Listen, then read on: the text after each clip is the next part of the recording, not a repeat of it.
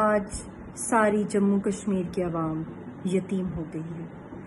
جموں کشمیر کے عظیم ترین رہنما کو آج ہم نے کھو دیا ہے۔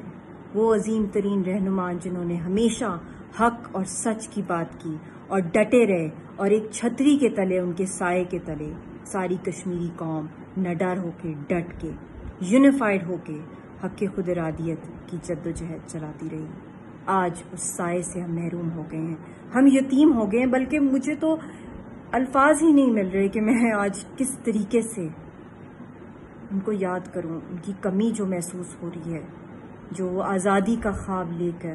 اس دنیا سے رخصت ہو گئے۔ انہوں نے دن رات جدوجہد کی کہ کشمیریوں کو ان کی شناخت ملے، آزادی ملے، اور جو ان کی لازوال قربانیاں اور محبت پاکستان کے ساتھ اور پاکستانیوں کے ساتھ تھی۔